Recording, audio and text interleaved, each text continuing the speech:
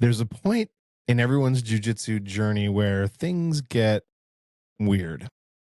You're no longer a beginner, but you don't feel great. You know a lot more than you used to, but somehow you're getting caught more, second guessing more, and maybe even enjoying it a little less. White belts are improving fast, upper belts feel untouchable, and for the first time you start to wonder, am I actually getting worse? This is what some people call the blue belt blues. And today, we're going to argue something a little different. This isn't a slump. It's maybe the most important phase in your entire jiu-jitsu journey. Because what feels like confusion is actually the beginning of understanding. Today, the blue belt blues. Nice. Welcome to the Black and Blue podcast. My name is Travis, Canadian tree stump Emmett, black belt, blue belt, and yeah, this one might touch the heart a little bit over there. There's going to be tears, pleading, you know, blood, sweat, and tears. All we got is sweating and tears. Yeah. Yeah. No blood yet. Yeah, no blood yet. No blood yet. Unless it's mine after that. It's like, give me my purple. Give it to me. So what's your description of blue belt blues? Does that kind of suit it, what I was saying there? I think so. I think that it's an accurate depiction of what a lot of people go through. I see it somewhat differently being beyond it, but I remember being at that blue belt phase and going, my goodness, like the white belts there seem to learn a lot more. One thing that was kind of a good thing for me was I was teaching at that point. Like I was already running the club. So in my mind, I already had to be like studying everything, competing all the time, and just trying to stay ahead of the curve. So maybe my blue belt blues, my personal, wasn't quite as much as some other people I know, but I know that it happens and I see it in a lot of people, and that's probably like the number 3 or 4 reason why blue belts quit. That's the number 3 or 4? Yeah. What are the other ones? I would say the absolute number 1 reason why blue belts quit is they get their blue belt. Yeah, they've made their achievement, right? They set one simple goal of, I want to get my blue belt. And then once they get it, they're like, okay, well, I got it. Now what? Another big one is once you get your blue belt, as long as it's like not one of those McDojo kind of things where they're like, oh yeah, you've attended 100 classes, here's your blue belt, which is absolute bullshit. If it's an actual club that wants to rate your skill and like kind of determines by other blue belts in the area, in competitions or whatever it is, you see them get their blue belt and their confidence has risen to a new level. Right. Usually you come into it and your confidence, well, if it's high at white belt, it's just getting beaten up over and over and over and it's getting crushed. But then once you get that blue belt, you're like, oh, I'm kind of good at this. And you start to feel pretty confident. That confidence leads to, let's say, a relationship. And then once that relationship hits, they're like, okay, well, I'm still going to make it to class at least 2 times a week. Maybe 3. And then it's like, okay, well, I'm still going to go once a week. And then it's like, oh, well, why am I paying the membership if I'm only going once a week? So then they're like, well, I guess I'll just do drop-ins. And then they're just... I guess the other thing could be, too, if the point of you getting that far was to learn how to defend yourself, you can defend yourself against most people at that point. Yeah, and I think that's the goal. Yeah. Like that initial, I made my blue belt, I should be able to defend myself. Yeah. Against most people, I'm good. And then they're done. So let's talk a little bit about the difference between white belt, blue belt, purple belt. So a couple things that I've kind of like jotted down here are, I think, based around techniques, for example. So at white belt, you're kind of just collecting techniques. At blue belt, you start connecting techniques. And then purple belt, you're able to express them fluidly. So you're able to connect them, chain them. You're doing them correctly. They're working. Yeah. That must be nice. And so rather than I know a sweep. It's a blue belt is kind of like I have a sequence, and then at purple belt, it's like I have a few sequences and I can turn those into a plan. Yep. Does that sound right? I'd say that's accurate when you're looking at the technique side of things and looking at that. For our blue belts, it's one, you need to have the skill to be able to defend yourself against an untrained person kind of thing, and you kind of see that as they're rolling with the newer white belts. Right, once they start getting to that blue belt level, like that 4-stripe white, they should be able to handle that brand new white belt that came in. Right. And then I do want to see solid fundamentals, bridging, shrimping, and that's what our blue belt techniques kind of go over.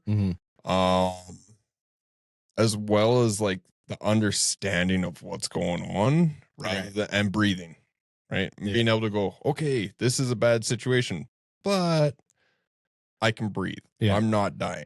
Then at purple belt, I want to see going from like, well, like even during the blue belt, I want to see you start to be able to understand those techniques, understand why you're doing what you're doing, and then kind of start to play a solid defensive game. So for listeners, why don't you give a good example of white belt knowledge of something versus blue belt and purple belt knowledge of a specific move or scenario? Okay. So like let's take a basic mount escape. Okay. Right.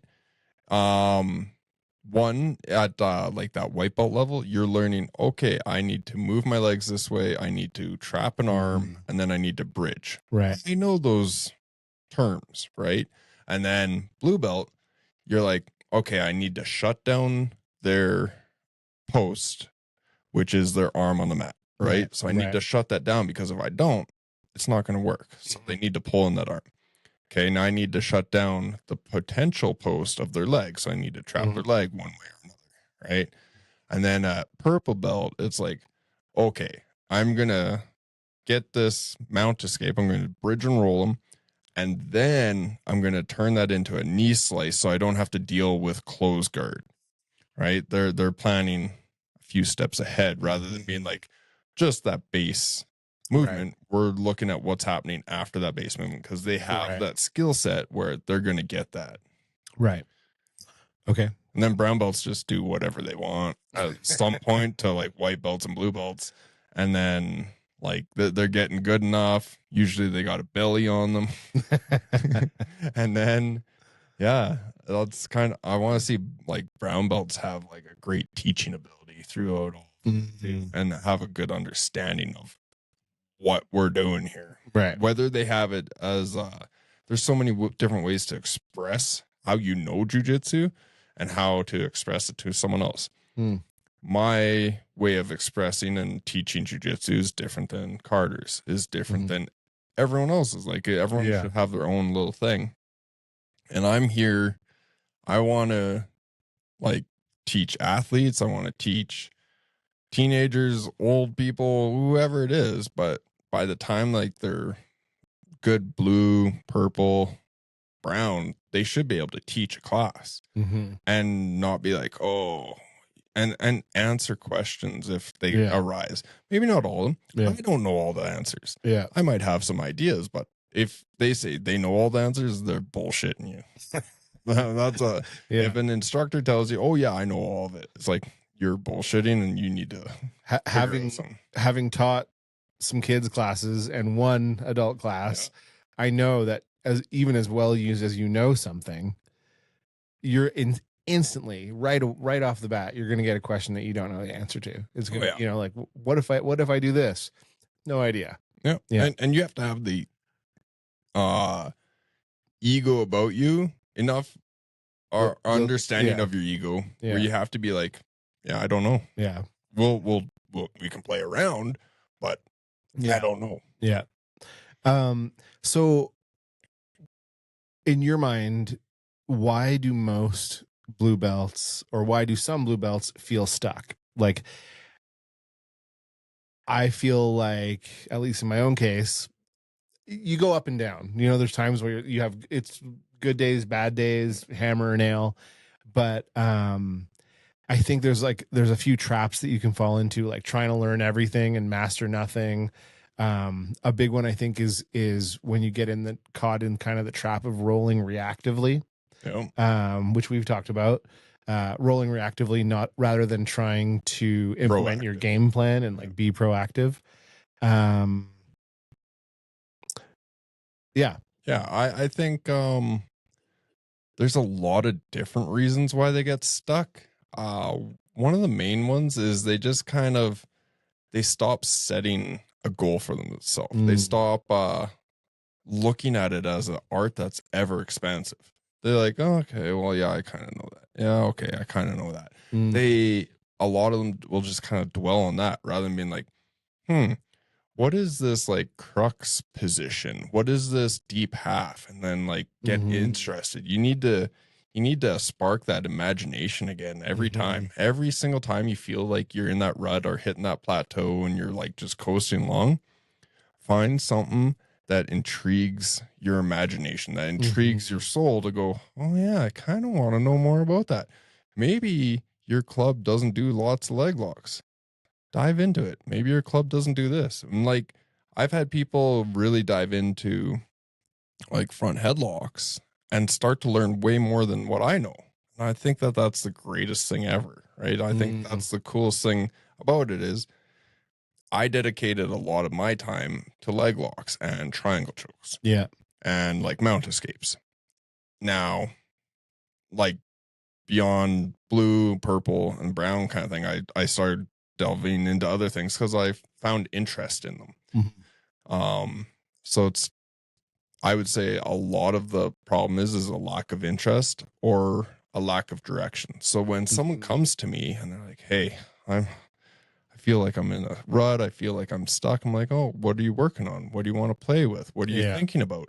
And if they don't give me something, I'm like, okay, well, let's look at this. Let's look at like getting into a dogfight position. Let's look at deep half and give them something that has a crazy amount of knowledge out there and a crazy amount of things that they can just go on YouTube and look at.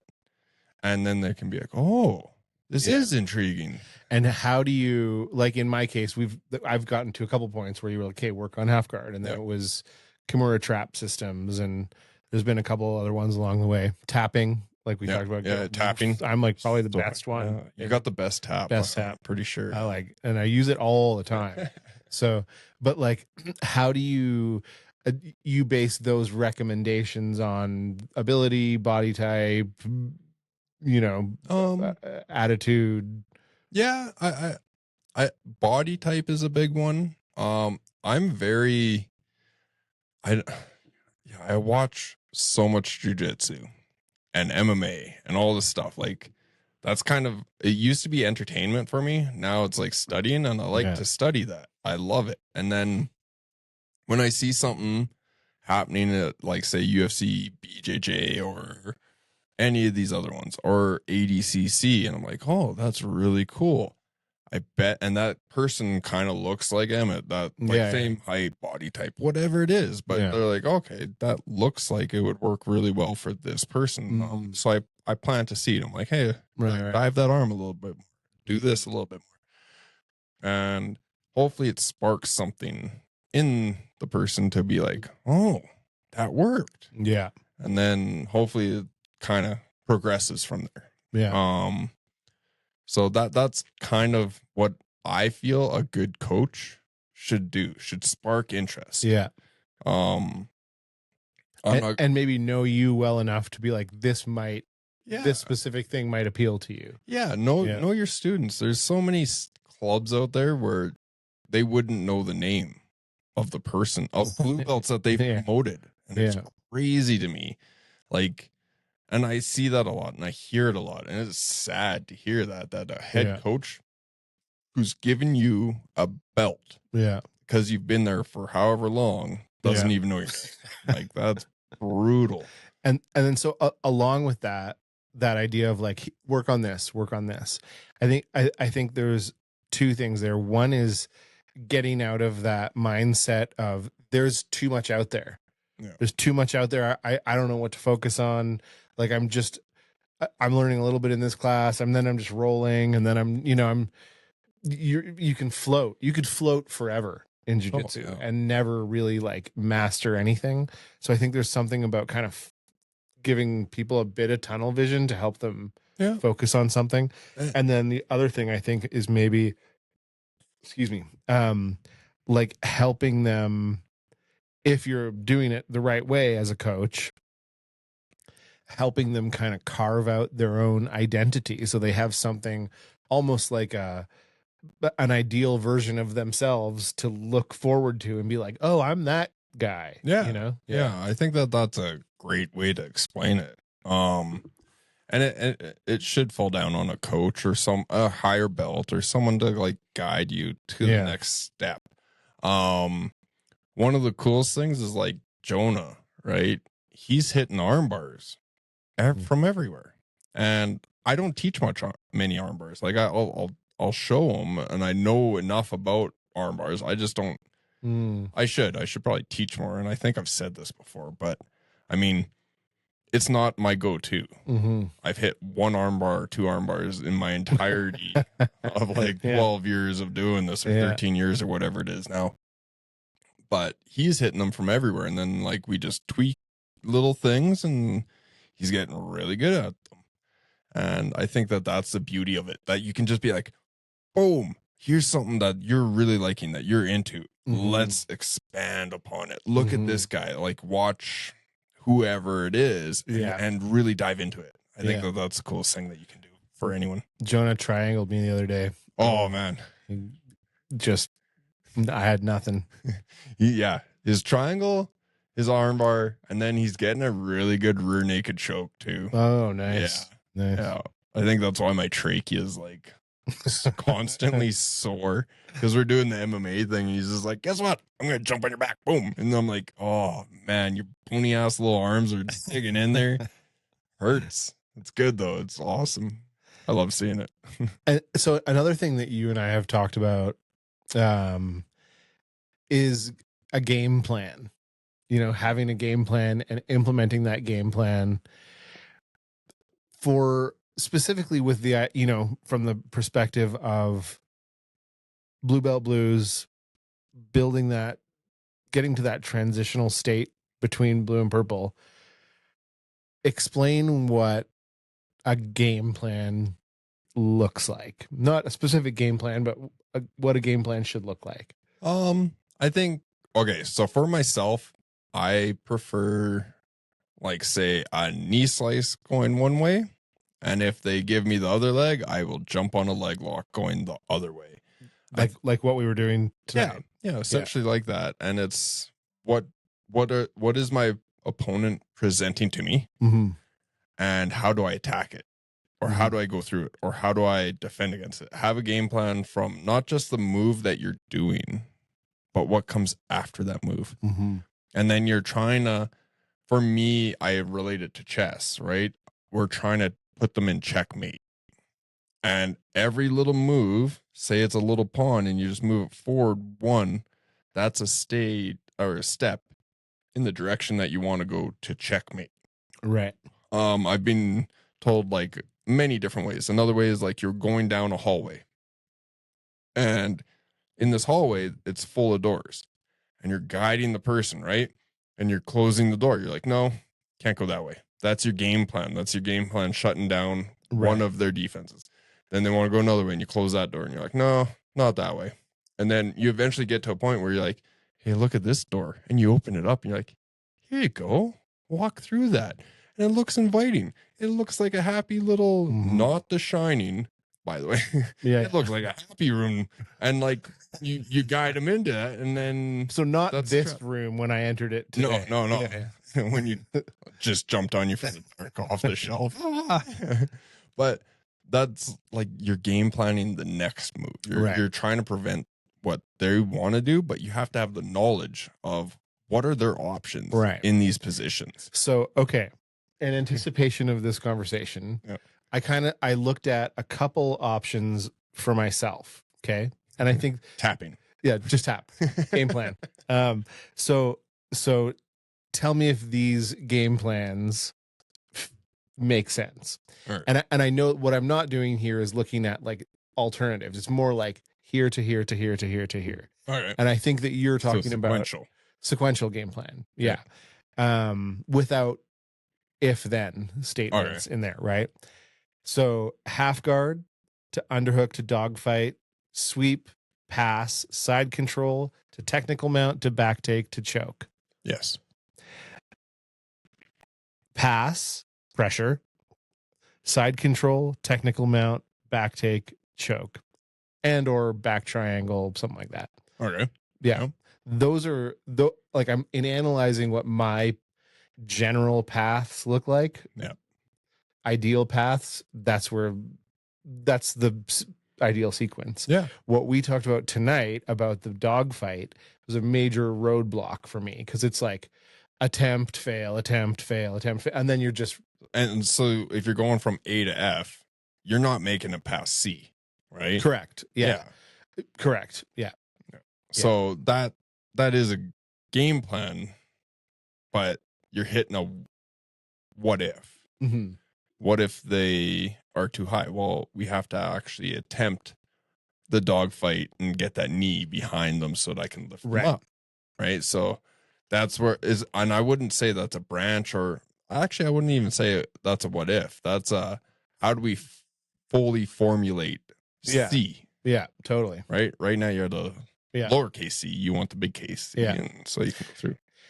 And that's not the only sequences that I would use. Like, now that we started talking about Kimura traps, like there's other sequences that I would employ, especially because I have been working for so long from half guard that it's like that's the other thing that I was going to mention as a blue belt like focus. I think to get to that purple belt thing is having a home base. Like what's your most comfortable home base position where you can live there and make attack decisions, make defense decisions. And for me, that's at this point half guard. So I have other sequences that I can go to from there, but as an example, that was one to cover. And I think that's half guard is a great position, both top half and bottom half, to have a good home base in, because that's where most of jiu-jitsu happens, right? A lot of clubs start at like close guard, but I mean, unless they're playing a game, and like Jared ran into this at Submission Ace, the guy that he was against did not want to attempt anything. All he did was close guard and then like pretend to move, and like he did nothing. All he did was like try to tighten that close guard, and like it was obviously pissing Jared off.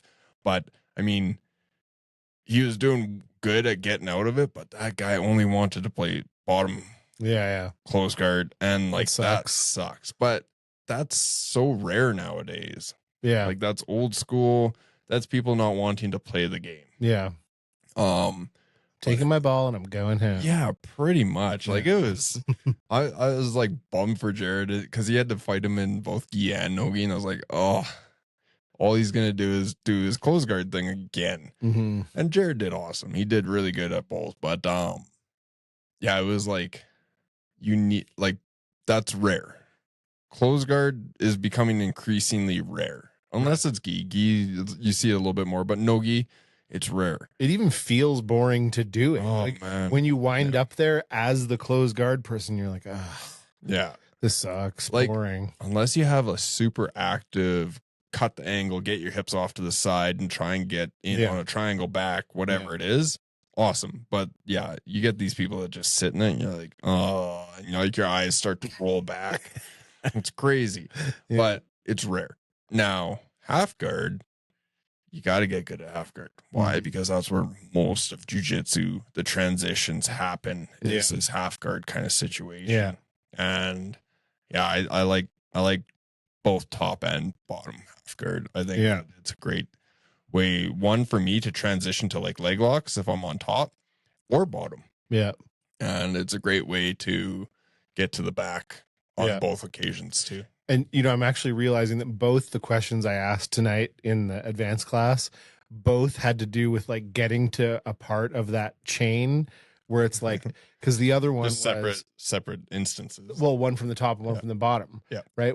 And the one from the top, what I asked was, how do you, if you're in top half and the person is really strong and they're just basically, they just keep sucking you into regarding, what, what's the method to stop that from happening, to get back into either top half or full side control? Yeah. Right. And then from there, technical mount, back take, choke, or rear triangle, or armbar, or just Kimura, or Kimura trap into a whole other sequence. Oh, yeah. So yeah, I think like that, even like writing that stuff out felt like a good exercise to me, to be like, okay, where are the actual like identifiable and addressable frustrations, rather than I'm feeling frustrated, this sucks. Yeah. Like, and then you quit. And then I probably wouldn't do that, but that's where a lot of to think about. Yeah, I know, right? Super like just prominent driving revenue. Yeah, look at all the revenue. But I think that's where like the frustration builds, and then either they don't talk or it's not recognized by a coach, and it's just like, okay, well, that sucks.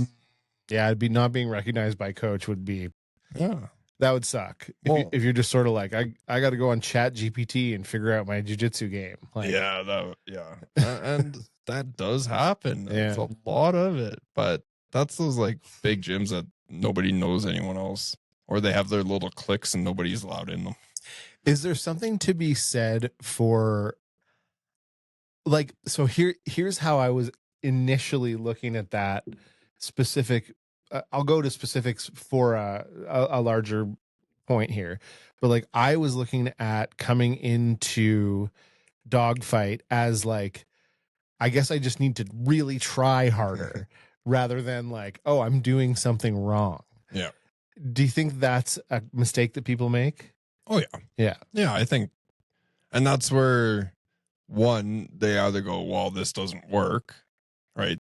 What he showed doesn't work for me, doesn't work for my body, or just doesn't work at all. Or they just get so frustrated that they just drop it entirely without asking a question. Right. And that happens. It happens quite often. I came up in a time when like YouTube didn't have that much stuff on there, but it had enough where you could kind of like figure stuff out, and then instructionals. But I was like reading magazines, like BJJ magazines. Yeah. And learning through pictures and stuff like that. Yeah. There's nothing more frustrating than looking for resources for something and not knowing if it's accurate. Yeah. Like, there's so much bullshit out there. When I used to do like coding and stuff like that, and you'd be like, okay, I legitimately have to solve a complex problem and I need a resource to help solve that problem. And you'd look at it, you start reading it, and you're like, I don't know, man, this doesn't sound right. I don't feel like I should go down this path, because I'll spend 8 hours on this only to find that this is not going to solve the problem. Dude, that's like Instagramming, and you see it, and like you see a movie, you're like, is that kind of what I'm working on? That doesn't look legit. And like I don't know what happened to my algorithm, but I keep getting like all of these like likes on this one comment, because there's this like bullshito looking club where he like lays down, traps the guy's leg between his like scissors, the guy's leg, and like somehow takes him down. And the guy's like tapping furiously because he's I don't even like, and I'm like, what did I do to deserve this on my algorithm? And that one comment has like over like 1,200 likes. That's awesome. And it's just on some dude's video that has like I don't know, it's just horrible. But after I left that one comment, like the views on that, it was at like 100 when I saw it. Now it's at like 20,000. What's crazy is that, man, I'll get stuff in there that I'm like, I think I'm watching a McDojo, like that channel's called McDojo, right? That guy's account. I love that guy. And like, but sometimes the stuff will come up and I'm like, oh, this is a McDojo clip, Yeah. and it's actually like a guy pretending to be legit and being like pretending. or like doing it, but Yeah. just sucks, you know? Oh, yeah. And you're There's like, so many of oh, those. this is you just like advertising your services. This isn't like McDojo making fun of you. This is holy shit. You're just promoting this as a real thing. Yeah, you think that actually works. Like, Oh my god, that's fucking that crazy. whole like rear naked choke, and then all they do is pull the back of their own head down, and their chin is supposed to dig into the person's arm. It hurts them so much that they just let go. Tell you from experience that doesn't work. Yeah, I was like, oh my goodness, how do you have, and like the worst part is you see these students and you're like, oh Yeah, you are the paying money, Yeah. believing in that person. but the students, just the way that they look, those are the ones in society that actually need a legit martial art, because they're probably getting bullied, and then they get this shit that is going to lead them down horrible paths of just getting beaten up, and they're like, oh, I know how to defend myself. And then it's like cardio kickboxing. Have you seen that one girl that was like, oh, I could take you on, and she's like one of her friends, and it's this guy, and he has zero training. She has cardio kickboxing training, and she just starts doing like, her hands are down, and she just starts punching like that, and he's like bops her in the nose, and like she just like gushes, like the blood gushes out, and I was like, and it wasn't even a hard punch, but she was doing cardio kickboxing. That's not anything. No, you go ride a bike. It's the same thing. You're not learning how to fight. You're learning how to get exercise. Yeah. It's incredible, like how much it matters who you put your trust in. You know, not just that, but everything. But like you could spend years learning like that. You know that it's a very, very famous video at this point now. The guy going like, Aikido is better than BJJ. Oh yeah. And then he's like, because of this and that and this and that. And he's reasoned it all out. Ponytail guy. And then he just gets his ass whooped. Like he gets like 4 leg kicks and then like pushed up against the fence, and he's just like, and like he's like, I quit. I was like, yeah. Like imagine, like it's one thing to get your ego crushed in a reputable jiu-jitsu club where like, okay, maybe you're just not that good. Maybe you're still learning. Maybe got, some guy's bigger than you or whatever. Cool.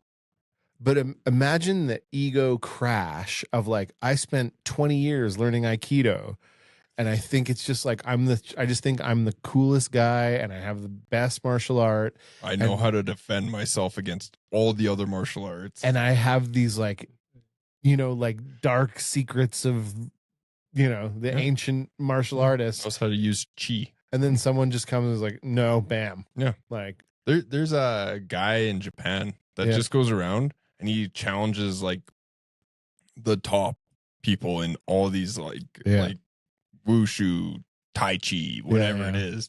And like these guys that are at the top literally think that like they're going to win. Yeah. They've been doing it for like 40 years or whatever. And this guy that's pretty old comes in. He has an MMA background, and he's like, and the one guy is like making a chi ball. He's just like, oh, dude, and he just gets rocked in the face. I was like, good. Yeah. I mean, and that's coming from a guy that if it were possible, man, I would be 100% behind that, and I'd be throwing out kamehamehas all over the world. I would be that guy. It's not possible. I'm sorry. I wish it was. I truly, to the deepest point of my heart, wish that I could make a cheat ball and throw that shit at someone and be like, yeah. It doesn't happen. Sorry. I think and like we're getting way off topic here, but like, I think what's super interesting to me about that is the collective agreement on the illusion, which is like we everyone in the club participates in this illusion that the chi ball thing is real. And then all it takes is an outsider to come in and be like, no, I can actually just punch you in the face. It's that weird culty hypnosis kind of thing where you're just like, yeah, it is real. And like, I'm sure at a stage of my life when I was really young, I would have been like, it did it. Yeah, totally. but like you have to have Yeah. an ounce of what would it be? I don't know. But you'd have to be like, no. Yeah. Like as much as I wanted to happen. It doesn't It ain't. happen. Like, so one time I dislocated my shoulder skateboarding. I dropped into a bowl and lost my footing, took like 3 steps, and then smashed into the wall, dislocated my shoulder. And like, however, like whatever, it was like a day later or something. I'm like, it was only partially dislocated, so there was nothing they could do. It just still looks all fucked up. But I met a guy through another guy. We were sitting and having a beer, and he's like, "Oh, well, I can help you. I'm Reiki. I think it was Reiki." And he was like, "I can help you. I know Reiki." And he's like doing this, and he's like, "Does that feel like it's getting hot?" I'm like, "No. No." Yeah. Like, I mean, I was kind of like, "Oh, like, because you don't want to be a dickhead, right?" So you're like, "Yeah, maybe. Oh, yeah, that kind of does feel better." Now But, he's like, gonna go to the next guy and go, yeah. I can do it. But like in my mind, I'm like, this is insane. Like, yeah. A guy I know surfing in Bali, he dislocated or like ripped out his bicep muscle. Oh yeah. He was holding onto his board and it went like this and his bicep ripped and it was like turning blue and purple. There was like this is definitely not the right term, but like a local kind of Chi master. witch doctor type person in this like small village, and she's like takes a water bottle and like blesses the water bottle and like says a thing, sprinkles it on his arm, and she's like, that's better now. Hmm. And he was like, oh, okay, yeah, maybe it does feel better, I guess. Next day he had to fly home and get surgery. Yeah. It's like the sprinkly water thing doesn't work. Sorry. I now that being said, it's like the placebo effect on some things, right? If you believe and like Yeah. there's like things to say like about positive self-talk and stuff and Sure. like all that, and like the placebo can help heal some things. Sure. But like a torn bicep, yeah, you're gonna have to go get surgery because that thing is gonna curl up like a fruit roll up into your arm, and then then it can never reattach. Like if you leave it too long, Yeah. it curls up and then it's just up there. Yeah. And then like they can't pull it back Yeah, down. that's nuts. Yeah. Anyways, Yeah. I digress. we'll have to do. We haven't done an episode about McDojo, have we? No, we probably should. We should, yeah, because we can go on about that for hours. Yeah, I actually like that was one of the very first ones I started training in. It was like a Japanese jiu-jitsu. Oh yeah, but there was some McDojo-y kind of things. It's like, oh, if they get from behind you, elbow them in the sternum, punch them in the nose, then hit them in the nuts. Yeah, and it's like, well, if they're behind you, they're probably just gonna whip you down to the ground and punch you in the face a whole bunch of times. Like, but yeah. So much to say about that stuff, but we'll save that for another episode. I just like when I was young, and I did a bunch of other stuff. I did like taekwondo. I did a little bit of like kickboxing. I did a little bit of jiu-jitsu. I probably the like armbar king, armbar king of Vancouver. But especially when I was like 12, 13, like 10, 11, 12, 13, that's when like the Black Belt magazine stuff was out there, and it was like the guys on the cover like this and stuff. So anyways, and Chuck Norris had his jeans, the action jeans, Chuck Norris action jeans. We should see if we can find a couple pairs of those and test them out. I would. We should test them out on the mat. I wonder if they're still there. We should look for it. Let's try and find this. Okay. Just with all the revenue that we're making, so podcast, much revenue. Definitely buy some. Totally. Chuck Norris jeans. We could probably just hire Chuck Norris to okay, so getting back to our actual topic of the day, true or false, blue belt is the most important crux of your jiu-jitsu journey? Yes. Really? Yeah. I would say there's two of the most important stages in anyone's thing, and that's one, getting up off the couch and going into the gym. Right. And then two is that journey through blue belt, Yeah. and it should be hard. It should Yeah. be. What another thing that happens at blue belt is, if you're a white belt, all the color belts are letting you work pretty nice to you. They're not wrecking you. Once you get that blue belt, it's kind of like, okay, let's take off the bandage. Let's take off the training gloves. What's it called? Training wheels. The delimiter or whatever. Is that what it's called? Yeah, right. We're taking off the training wheels, and now we're gonna go. And you get beat up. Yeah. And you're like, I thought I knew stuff. I thought I knew how to defend myself. But you do, just not against the guys that know how to beat you up better than you know how to defend yourself. Right. Why? Because they probably taught you how to defend yourself. They have all the cheat codes. They're gonna know how to beat you up. Yeah. Once you get the blue belt, the gloves are kind of off. They're not fully off, but you get beat up more, and you're like, I thought I was done getting beaten up. Yeah. But nope. No, you get surprise, motherfucker. Yeah, you're yet again the nail. Yeah. Right? Yeah. You thought that you're becoming the hammer. You're the hammer to the untrained dude. Yeah. Yeah. But you're now the guinea pig for like the purples and browns to play around with and see what their stuff works. Like how well their stuff works. Yeah. And it's rough. It's terrible. I've seen it so many times that people just get so distraught when they're like, oh, I thought I actually tapped that purple or brown belt or whatever. And it's like, no. They were being nice. They were letting you work, or they were working their defense and they just got caught. That's part of the deal. You get caught when you're working your defense. Yeah. You should tap a whole bunch of times forever. Yeah. But yeah, some people just can't handle like that. Oh, I thought I was awesome. Yeah, the ego shock. It just keeps happening every single time. Another thing too is like, I would call it a drop in novelty, where it's like, oh, this is going to be a lifelong grind. Yeah. And there's going to be lots of days where it sucks. There's going to be lots of days where you feel like you're regressing. I'm not like, when you're a white belt, you're like, oh my God, every day is like, I just got plugged into the matrix. Yeah. You know, I know jujitsu. No, Emmett, show me. Fucking show me. Do something. Stop breathing heavy. I thought I was showing you. But so, but then at blue belt, a certain point, you're like, at certain points, it's like the novelty is not there. It's like, it's the realization that this is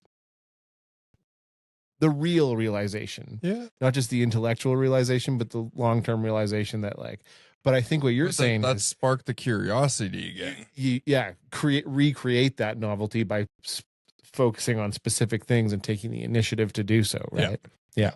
I think that's a extremely important step. Yeah. For blue belts and like purple belts.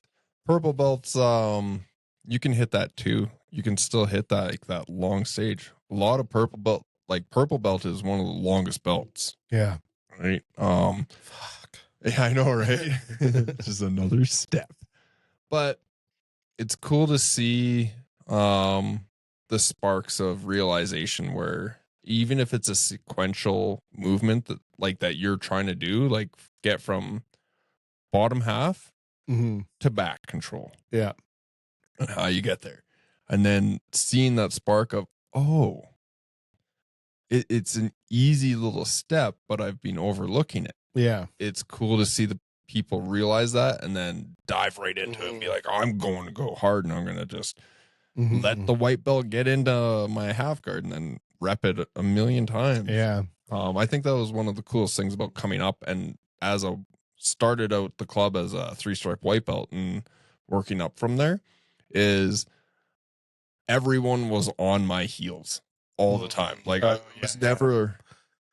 was never a huge distance right up until like people start falling off or moving away or whatever. Yeah. And then there became a gap, but everyone was right there kind of on me. So I never had the Yeah, you could never sit on your heels or whatever. Yeah, I is. always had to like keep going and try. Yeah. Or we wouldn't be here. Yeah. Right? So, Yeah. No, that's interesting. Like, yeah, you can't have your students surpass you. No, and like in certain areas for sure. But in my mind, I was like, if I'm going to be showing this and teaching this and running this club, I need to be learning as much as I can. And learning how to teach is another big thing for what I do, but that's beyond what we're talking about. What about reframing the I suck, like reframing it as like you're, because legitimately, I don't know if you remember this, but there's definitely times, me and Jason were talking about this the other day, where you're like, I'm getting worse. But I think part of that is you're getting more honest with yourself about where you're at. But only in getting honest with yourself can you find those things, those parts of the path where you're like, oh, this is what keeps happening over and over again. This is the frustration point. I got to fix that. And then, it's not luck getting to these other parts. It's like you have to be honest about your ability and being able to say, like, this is where I suck. And rebuilding. Yeah. If you think that you have a great path, but it only works on white belts, you're gonna have to rebuild that path so it works on the lower, like the lower blue belts, and like works for you. And that is a constant thing. Yeah. Rebuilding it or looking into different ways of concepts of how, like looking at breaking down the spinal alignment kind of thing and understanding those concepts beyond that. Yeah. And I think that that's an important step too. Yeah. But yeah, just that breaking down and being honest with yourself. Yeah. The one thing that I've been kind of yelling at people lately is that negative self-talk. I suck. It's like, no. And you can't have that, because I truly believe that your body listens to you. Like, maybe subconsciously or whatever, it listens to every negative thing that you say. Right. So you're like, stop saying you suck, stupid. Yeah, right? Oh, I'm stupid. Yes. You are stupid, but you don't suck. Yeah. But like that negative self-talk, you need to, like, in everything, everything that you do. You gotta eliminate it. Yeah, and that will drive you forward so much faster than anything else. I'm very pro like positive self-talk or realistic self-talk. Yeah. Where you're like, okay, I might not be that good at that, but I'm going to get better. Yeah. I'm going to research this. I'm going to look at understanding it better. Yeah. Understanding it in a way that I can actually like retain. Yeah. Yeah. And I think that that's a way better way of going through this and going through life. I mean, the negative self-speech is so easy, and the negativity in the world is so vast. It's overwhelming. Yeah. So just being able to have that positive talk with yourself, I think that enriches your soul, or whatever. It enriches your self-conscious to being like, oh, I can do that. Yeah. Right? You're right. I am good at jiu-jitsu. That's what you said, right? That's what I'm taking from that. Yeah. Hopefully everyone just listens and doesn't see my face of like, oh. Did you see that thing I sent you, the Instagram thing about how they studied whether or not it's real or not, but they were studying people's brains, and people who do jujitsu, like their frontal lobe develops more or whatever. Yeah. I've seen that before a few times, and it was pretty cool. It was cool. And like they did it for adults and kids, right? And they showed how it developed for the kids to expand it. And, like, man, I really, I know we talked about this because we did our episode about kids. I have seen Sawyer, my son, who's almost 6. His self-confidence has grown so much from doing jiu-jitsu. And first time today, he was like, "Can I start going on Wednesdays too?" Part of me was like, "Oh fuck." now you have to. Now I have like it'll be like 12 hours of jujitsu on Monday and Wednesdays. I still don't have my fucking purple belt.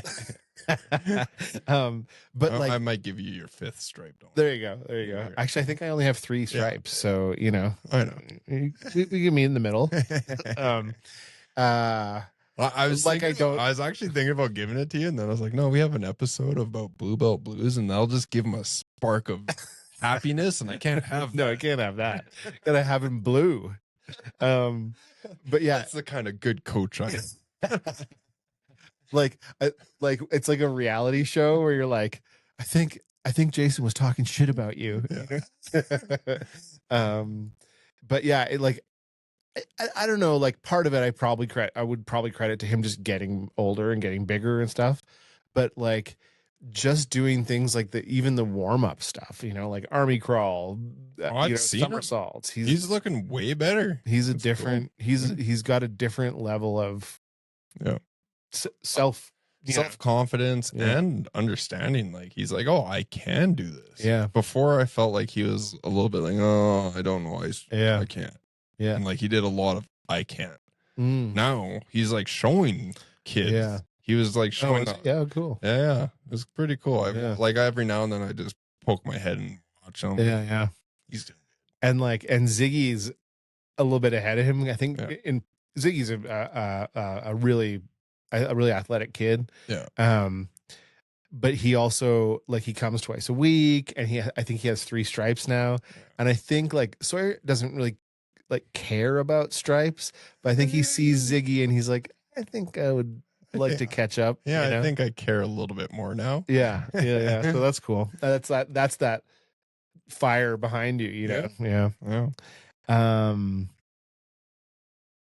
Yeah. So snap back to reality there. Yeah, but I think like I think I really like that the way of looking at it, that you have to just like start being honest with yourself about like what, not only like where am I, but what are the specific issues that I can solve in order to get to that next step, you know? And what do I need to rebuild to get back to having a like an A game? Like say my A game was triangles. Right. And then they start sucking. Well, it can still be your A game. You just have to restructure it and understand why they have started to fail or what. And sometimes it's because you've caught the same damn white belt 100 times. And they're like, fuck this shit. Yeah. And then they start studying the defense to it. And now you have to game plan the next step. And like, there's a whole bunch of like that back and forth. And that's why like a pet white belt is always the greatest thing. Because if you have a pet white belt, they're going to ask you a bunch of weird ass questions. Yeah.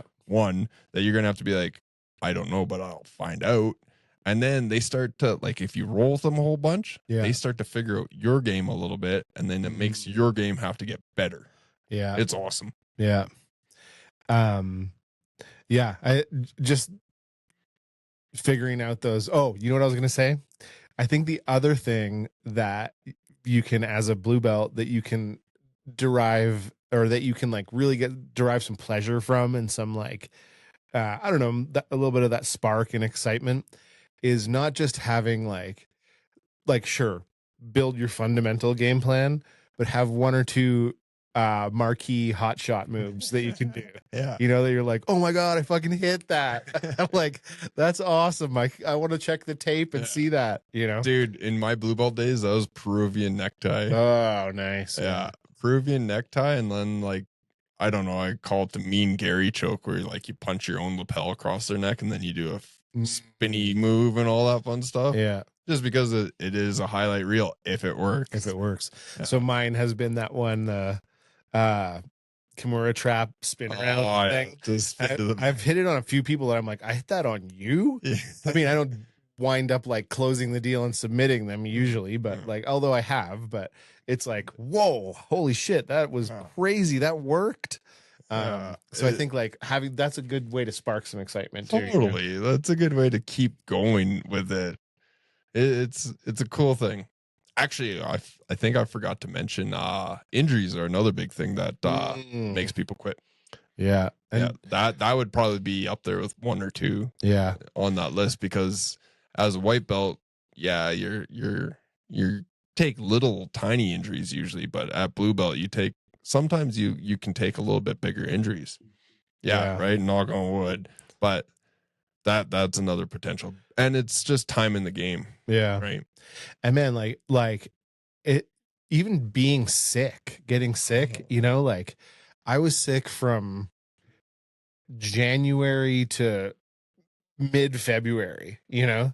And it's just like you can't come train. Like maybe you get a couple days where like I'm feeling good, but then you get sick again because you're overdoing it. And then it's like that's a bummer. It's a Yeah, bummer to like losing the flow. You know, it's like fuck this shit, man. yeah, takes you out of it. Real quick, we're gonna look at this beer. Oh yeah. It's well, near beer, non-alcoholic, Death Wave. It's the Sea Change Brewing Co. Yeah. Where's this one out of? You know, I'm not sure. We'll have to put it in the notes. Yeah. Out of Edmonton. Oh, there you Edmonton, go. Alberta. Yeah. Okay, so if this one was pretty good. Yeah, I really like the artwork too on the can. It's like a surfing surfing skeleton holding his own head.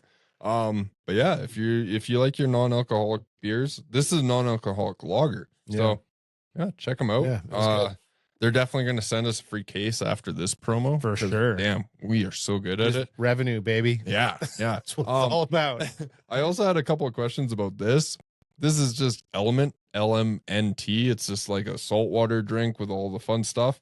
And it is in a milk bottle from Sycamoose, BC. There you go. Yeah. Because one of my other students was like, wow, you're really a black belt. You just put your shit in random stuff and drink it. I'm like, yeah, I like my milk bottle. Yeah. Glass, it's nice. Yeah. And then I just put the sticker on there. Yeah, I've been drinking some of that from time to time too. I like it. I drink it every day. I think that I have like the one day that I didn't have it because we ran out and someone must have stole the box or whatever. I got a cramp. I was like, wow, I haven't felt a cramp in my leg in a long Oh, someone stole your box of Element? Yeah, it said delivered and then it was Oh fuck, really? Yeah. Oh, that's lame, dude. like I was like, oh, so then we had to like emergency order some because I'm like probably addicted to this stuff. So speaking of physical fitness and health, Yep.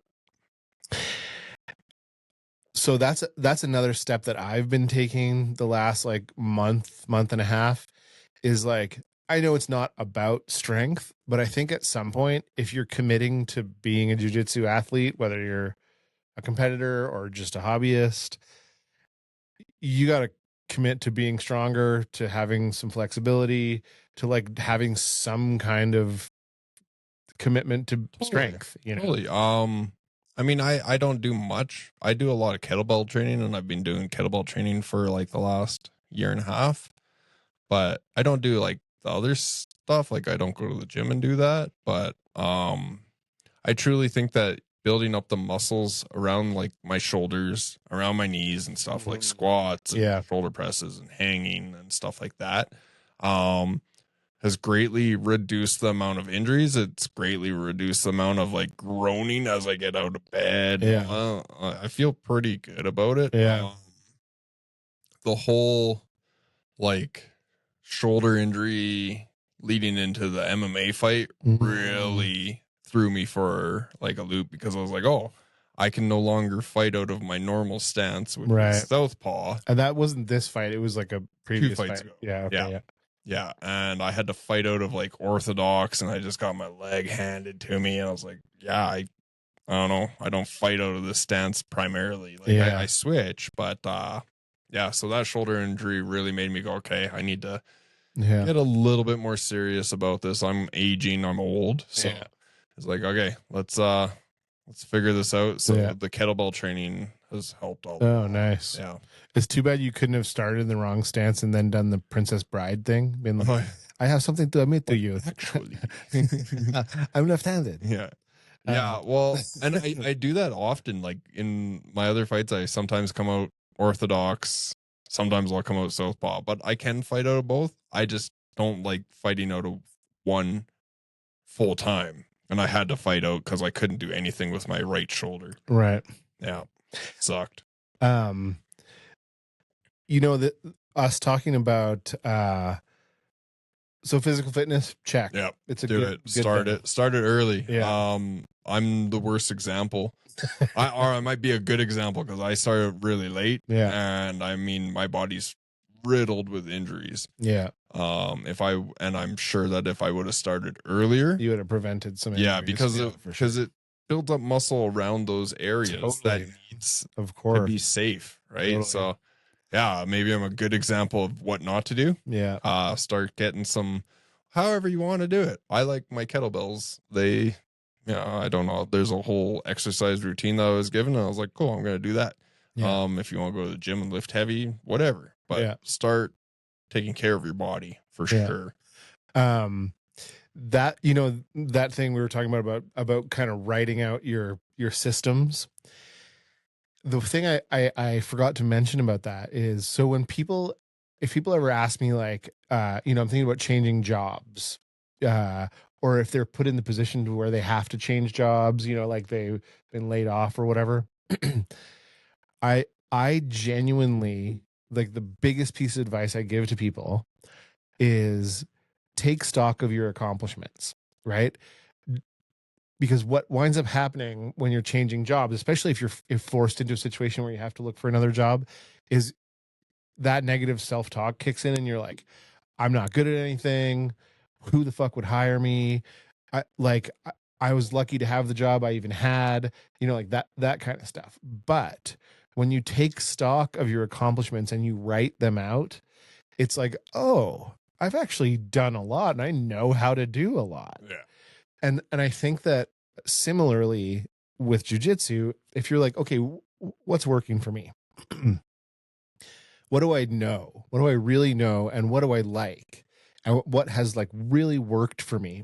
And writing that out and then putting it into systems, it gives you the realization that, oh, okay, yeah, I might be having issues with certain things, but it's not the black hole of despair that I thought it was. You know, it's like, oh, okay, I actually do know how to do a few things, and, like, I feel confident with these things. So I think from a, not just from a utilitarian perspective, but from a psychological health perspective, it's an important thing to do. Yeah. I think what I like to do with blue belts is make them teach one class. Why? Yeah. Because it makes them go, and I go, you need to teach something that you know. Pick something. It doesn't matter what it is. It could be the most basic mount escape ever. Yeah. But if you're really good at it and you know it front and back, that's what you're going to teach. And it makes them go, okay. And then it makes them game plan an idea of teaching. How would I teach this to someone that's brand new, that's never done this before? Yeah. And then they start to realize, okay, I actually do know this. I do know this. Or they go, okay, I'm going to shift it from this fancy thing that I was going to do to this basic thing Right. that I know how to do. Yeah. Not me. I taught the fancy thing. Yeah. But that's where you go. And however you do it, at least it makes you realize, oh, I do know this point. I can probably get that knowledge in another area. I can get it in every area that I want to. Yeah. And that's the coolest thing, I think. What about things like readings, being able to, like, and speaking again specifically about, like, helping people who are feeling stuck at blue belt, looking at whatever tools they can gather or improve upon to make that transition? Things like reading situations and, like, decision making based on, you know, those subtle little signs and things like that. I think that starts to come about once you start to realize the position that you're in. Once you start to get really good at the position that you're in, say bottom half guard, and you've spent a lot of time in there, that's when you can start to predict from those little movements, from what their legs are doing, from what their feet are doing, from wherever they're positioning, right? And gauging the ability level of your partner. Yeah. Yeah, white your belts are opponent, just yeah. gonna try and smash their forearm into your neck or shoulder into the neck or whatever, and you're like, okay, Yeah. sure. And then like blue belts are probably gonna be trying to set you up for something, right? And then purple belts are definitely setting you up for something that they want to do 3 steps ahead of you, right? So it's one of those things that put time in the area that you want. Not just okay, we're gonna spar over and over and over and over. Put time, Yeah. active time, and be like, hey, talk to your training partner. Be like, hey, can we start in back mount? Start in back mount, have them full backpack, and go. Yeah. And just see what happens, and then just keep calculating those reactions and going, okay, well, they're doing this, they're doing this, they're doing this. Defeat it this way, this way, this way. Yeah. Start in bottom half. Be like, hey, can I start in bottom half? And if they're like, oh yeah, sure. And then work from there. Yeah. Work in specific positions until you understand it. It's a great technique. It's a great know-how. It's a lot easier than being like, okay, I'm going to guide them to my back. Why do I say that's a lot easier to start there than try to guide someone to so you can start to learn how to defend off your back? Because once you get one, if you're doing that with a white belt and you're a blue belt, they're like, it's a trap. If you're a blue belt and you're doing it with the purple, brown, black, it's a trap. I'm not going to take that. And it's like, no, I want to work out of back mount. But everyone thinks it's a trap, right? Because, well, it's justified because it probably was a trap 100 times. But now I want to work this area. So just skip the subterfuge and just start. Sounds good. And then I think the other thing too is like, and kind of where I was going with that is things like, so say we were joking about that the other day about pressure, where it's like you want to hear the but like sometimes you don't. So like, but like learning to kind of pick up the signals of like, is this thing working that I'm doing? Should I wait it out? You know, think even think concepts like being patient. Like you don't have to keep moving. You can just cook. Just cook, man. Yeah. Why not? Yeah. I'm playing this new thing with a few people where it's no pressure, not even like chest to chest, and I'm in top half, and I just like try to shut down hips and shoulders without any pressure. I don't want to like squish them. I don't want to like drive my head into their neck. I am just letting them cook themselves without any pressure. Oh, it's a pretty cool. What belts are you doing that on? All? Everyone. Oh, really? Okay. That's not what you were doing to me the other day. That was, no. That was like, there's some people that I'm just like, oh yeah, you asked to be tested. Yeah, that was, I don't know what I was thinking about that. That's like, I'd like to do things the hard way. Can we do it the hard way? Yeah. So I think like maybe kind of coming towards the end of our conversation for the day here. Blue belt, I think, feels like you're getting worse, maybe in part because you stop lying to yourself. You're starting to see the gaps. You're starting to also understand how deep it goes, and you're starting to make some, if you catch hold of your negative thoughts, you can start to make some decisions about what you want to do, like what you want your game to be, who you want to be as a jiu-jitsu athlete, what your game plan looks like. And I think, to put it another way, maybe this is where you stop collecting moves and doing jiu-jitsu randomly and start doing it a bit more intentionally. Yeah. I think I think that everyone goes through it, but there's ways to mitigate it. There's ways to deal with it. I think the only way, unless like you're in like a mega gym where the coach doesn't know your name, but if you're in a good gym and the coach knows who you are and all that stuff, the only way like to move forward, ask questions, be open with your training partners, with your coach, and be like, hey, I'm stuck. I feel like I'm at a plateau. I feel like I'm regressing, whatever. Be honest with yourself, talk to someone and be like, yeah, let's work through this. What do you want to work on? The only way for that not to work is if you're like the dickhead, and like Yeah. if you're a dick and you're like, I don't know, nobody really wants to work with you. It's Yeah. like, okay, well, there's a reason behind that. Yeah. Be better. Like, Yeah. don't rip stuff when you Yeah. don't have to. Yeah. Be a good training partner, and training partners will help you. Yeah. If you're an asshole training partner or whatever, you're just not going to get it. So, yeah, look in the mirror. Hopefully, you're a good person. By blue belt, you're getting better. So stick with it. Talk with your coaches. Yeah. Talk with your teammates. Talk with higher belts. And then, yeah, beat up white belts. I think I think that idea too of like, it's not like just a sort of nebulous, like overarching I suck. Find the specific things that are causing you frustration, Yeah, and address them. Yeah. Because they'll be happening over and over again. You know what I mean? and find the direction that you want to go. Right. Yeah. I mean, unless you're Jason, because then you just suck. Yeah. No, he sucks. He I mean, just- be more like Avon. We had to mention Avon. Oh, Avon. Yeah. She's good. Yeah. She's Jason- awesome. Yeah. Jason sucks. Jason sucks. Yeah. Sorry. And Danielle can't defend a Darce. Oh. Just saying. So, like, no Darce Danielle or something? Yeah. Is that- Yeah. We gotta. We'll pick a good nickname. Okay. She's gonna hate it. She's gonna be mad. Yeah, she's gonna come in and just like wrestle. She's gonna shoot double legs on all of us. To give Danielle a compliment, man, she absorbs shut down. she absorbs so much information about jujitsu Yeah. to where I'm like, look, dude, I know how to do 3 things. Stop talking to me about this like insanely complex thing that I know you know how to do. But I just like I get Emmett's like, I'm working on breathing out right now. but I got the breathing in. yeah, I can do pressure, I can do half guard. Beyond that, just I won't understand what you're talking about.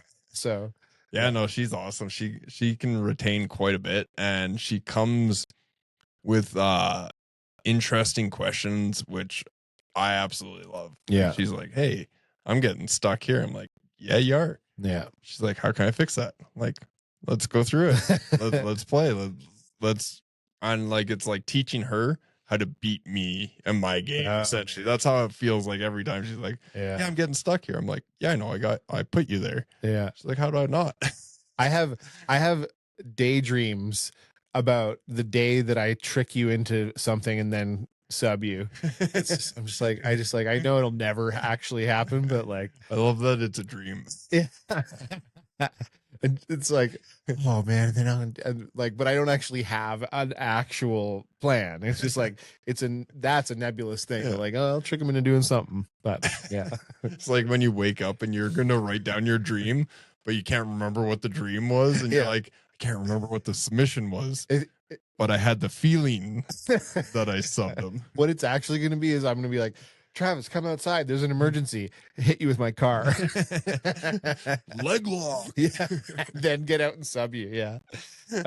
Okay. Well, yeah. Great episode. Nice to be back. Hopefully, I keep saying the things are going to slow down, but there's a little more than a month and a couple weeks left in ski season, and things should start to chill out. Yeah. So. I should be officially retired from MMA. I won my last fight, and Nice. yeah, all done. Just jiu-jitsu now, so Nice. yeah, hopefully, and coaching Jonah. He's fighting at Rumble in the Cage, so get your tickets. He's gonna go in and kick some ass, put on an entertaining fight. Yeah. That entire card looks good, top to bottom. So Rumble in the Cage, April 11th. Get after it. Nice. Cool. Other than that, we'll catch you on the flip side. Emmett out.